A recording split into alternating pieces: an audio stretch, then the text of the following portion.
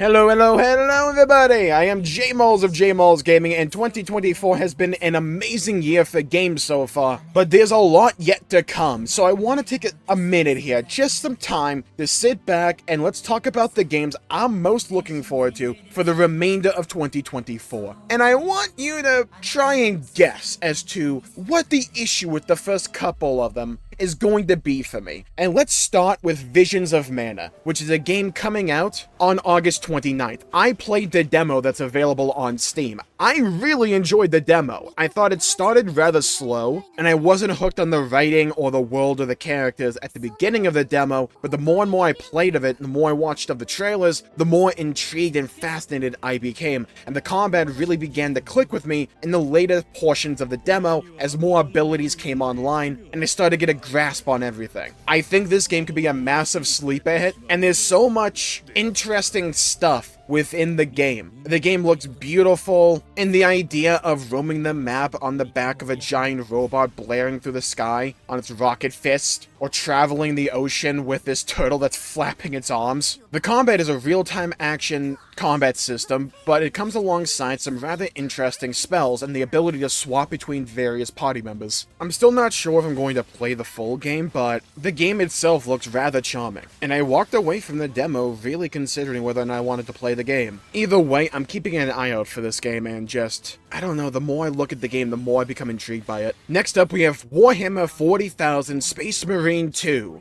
You're supposed to call it Warhammer 40k. And outside the name being a mouthful and a half, this game looks absolutely incredible. It's a game where the gameplay really reminds me of those early to late 2000 third-person shooter games, like Gears of War. And it's a game that kind of encapsulates the grand epic feeling and the bloodlust that Warhammer 40k is really known for, that I just don't get out of a lot of the other games. From what I've seen of them, I've never really dove into this franchise before, but Space Marine 2 is the one that's really calling to me because what we have seen for this game looks incredibly fun, the combat looks visceral, and I love this new trend, not even a new trend, but this trend of like these over-the-top action shooter games where you regenerate your shields or your HP by being aggressive and killing the enemies. Doom did this to great effect, and it looks incredible in 40k as well. The only slight concern that I have for this game is that maybe the gunplay gets a little bit stale in the latter half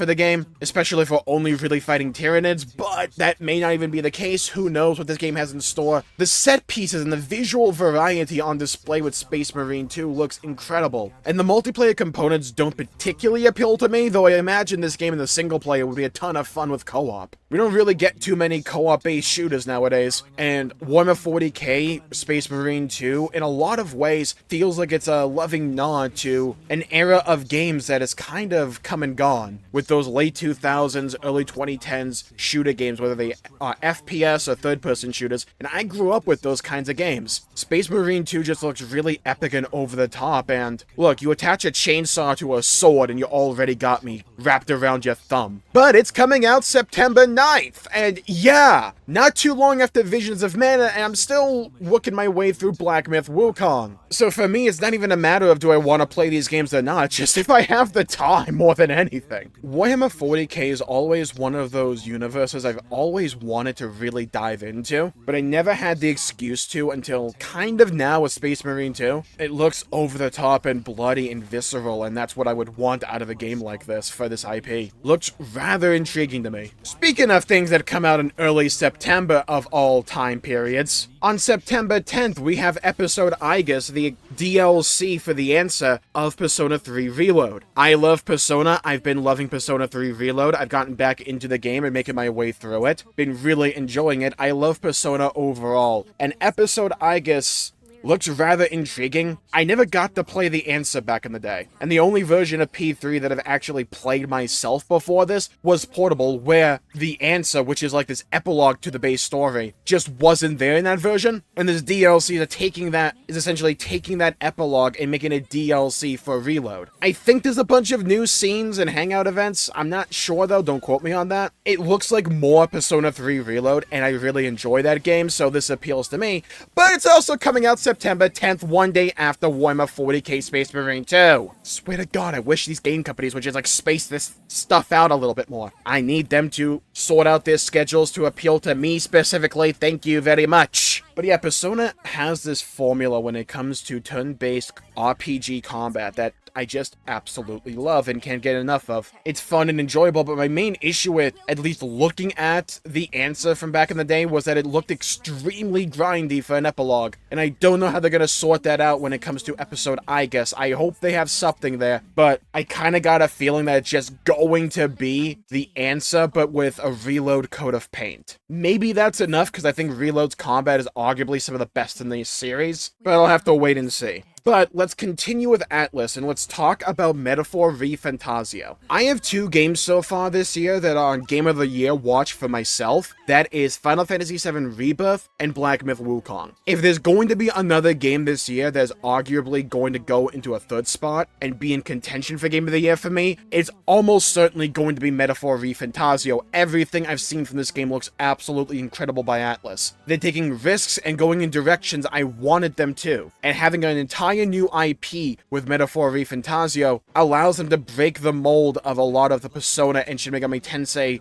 formula that has been set in stone over multiple versions and games at this point, and just let them try something new. And it looks to be a blend of what I already love from Persona, but with a bunch of cool RPG features in a really fascinating setting. I love the art style and the character design and the monster design, and there's a lot of little changes to the combat that I'm super on board for. The idea that I don't have to go into a turn-based battle just to battle trash enemies I know I'm gonna one-shot anyways, and I can just take care of them with real-time combat in the overworld is such a great idea for me. That could save so much time, but also breathe a breath of fresh air into the formula itself. And the customization with the various classes has so much potential to be a ton of fun. The soundtrack sounds incredible, and the art style and flair that this game has with its aesthetics just looks captivating. Every time I look at gameplay, every time I see something new out of Metaphor v Fantasio, it looks like a better game than it did before. It has good simulator social elements that I love from Persona. It has that time management aspect as well when it comes to traveling and all that and doing certain activities on your mobile fortress. So I get the blend between the social simulator elements that I love from Persona,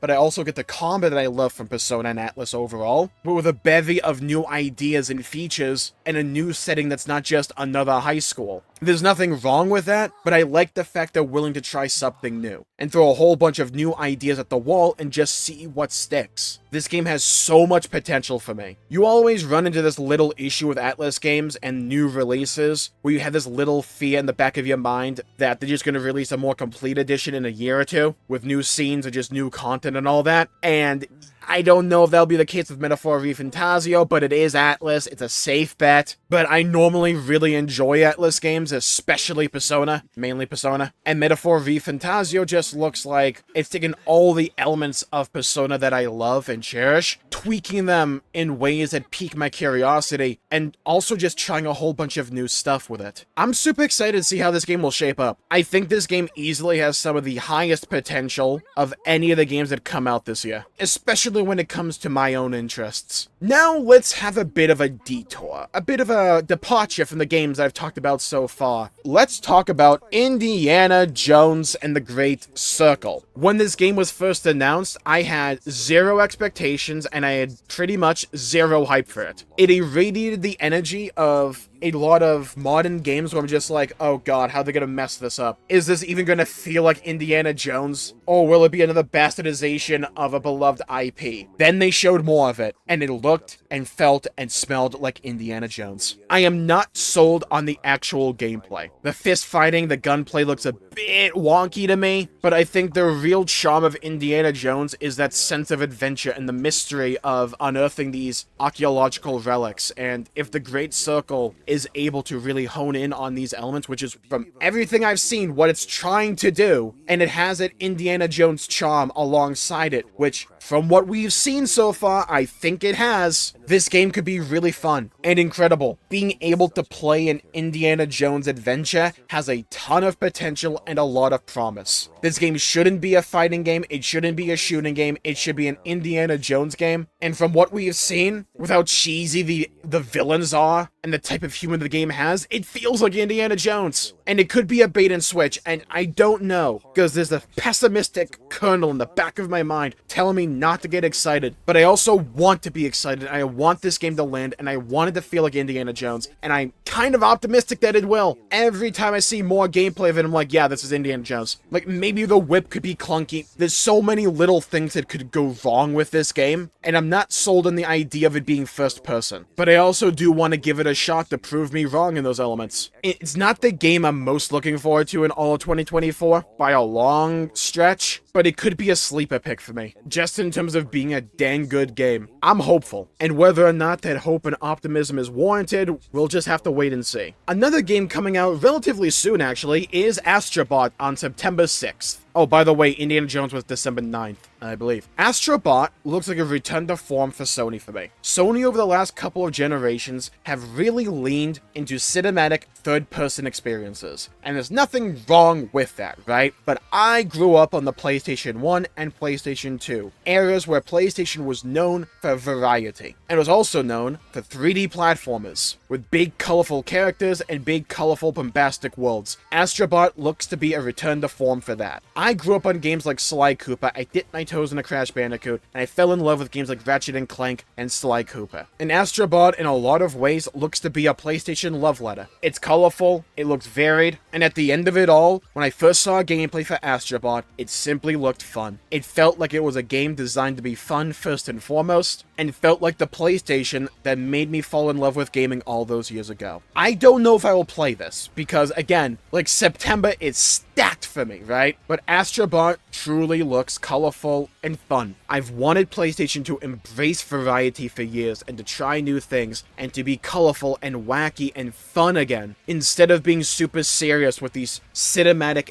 3D games all the time. I love myself a good story-based game. I love God of War, and I love God of War Ragnarok. But I think PlayStation is at its best when it embraces variety and is not just any one thing. I have a lot of hope when it comes to Astrobot. I hope this game is good. There's a few other games I'm keeping an eye out, like Stalker 2, personally. I was keeping an eye out for Avowed, but that got delayed to 2025. Also, I may touch Call of Duty Black Ops 6, but I'm not overly sold on it, though the campaign at least looks like a ton of fun, and I'll probably play that. But I'm gonna call it there for the day. Thank you all for tuning in. There's a ton of games coming out next couple of months, especially in October. But for me, these are the games I'm most looking forward to and that I'm keeping both my eyes out for. But let me know in the comments down below what game coming out in the remainder of 2024 you are most looking forward to, and what game you have enjoyed the most so far in 2024. For me, I have loved Stellar Blade, Final Fantasy VII Rebirth, P3 Reload, and I've been loving Black Myth Wukong. So stay safe, have a great day, and I'll see you all next time. Bye bye everybody, until we meet again!